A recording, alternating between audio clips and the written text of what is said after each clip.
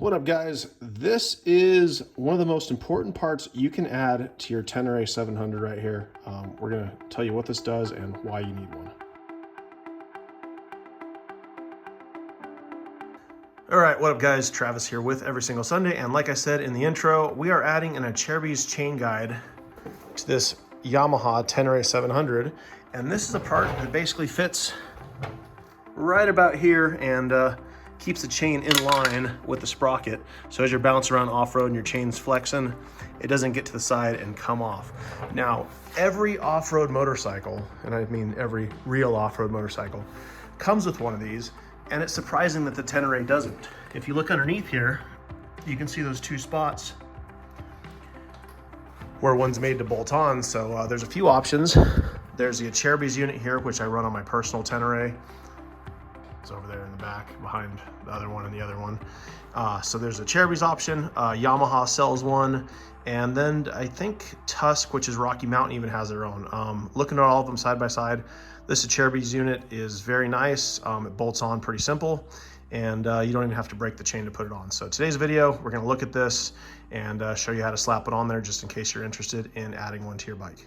All right, so here's everything that comes in this fancy box, and they sell this in a couple different colors. So we're gonna open up our destructions and basically get this assembled. You got some spacers, you got some flanged washers, you got a couple long bolts, and then the spacer and a couple other things. These four machine looking screws, they'll be used at the end to basically put this bottom part in there once you get the chain on, and then hold that in place. So I'm gonna get this started and assembled, and then we'll move on to the next. So before I start my assembly, I always like to organize my parts, make sure I have everything, 5 of those, couple of these.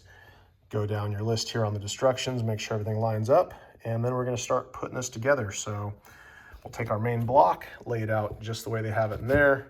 We'll take this part, put it basically how it goes there, put our spacers in, and then the 2 long bolts, which are those, and then the short one, nuts, spacers, everything. Not gonna tighten anything down yet, just gonna get it snug.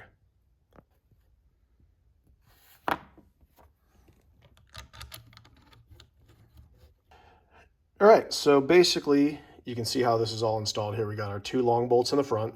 Each one goes through a washer. Then you have the standoff, our plate, same thing on here. Backside, we got the 2 washers with the nuts. Everything's loose right now.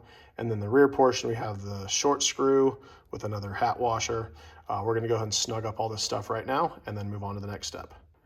So here is our product ready to go on the bike. I used a little bit of blue Loctite in this rear bolt here because it went into metal. And next we're gonna go ahead and mount this on the bike before we install the bottom part. So that'll be these 2 bolts with the 10mm heads. So we'll put a little bit of Loctite on those. Blue once again, that way it doesn't rattle off the bike. Just a little dab here on the end of each one. Install both these washers, and then we're gonna go ahead and place this up into the bottom of the swing arm through these 2 bolts here. We're gonna install the rear one first. That's the one on the right side for you.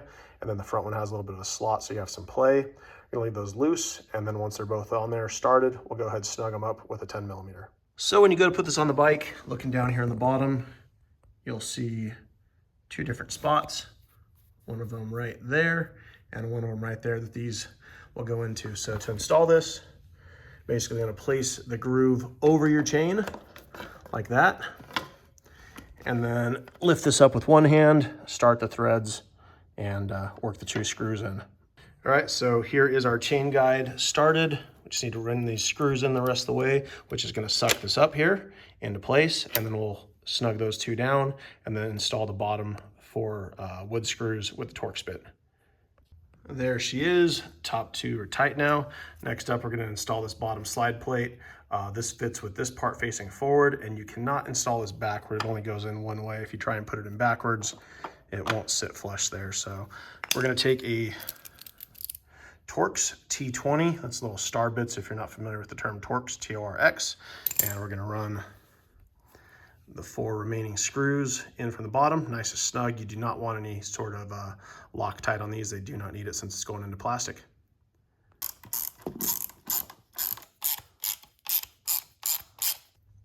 And there you have it. Everything is installed. We have our new chain guide on the bottom. So what this is gonna do, as the tire turns, the chain is gonna feed through this guide, which the chain goes through it, and it's gonna center it up onto your sprocket. So as you're bouncing around off-road, this basically keeps your chain from moving side to side and aligns it perfectly with your sprocket here, so you don't have it spit off as you're riding off-road.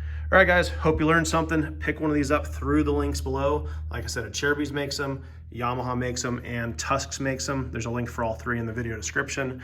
I like this Acerbis unit the best. It's available in multiple colors. Take you about 10 minutes to put on if you know what you're doing.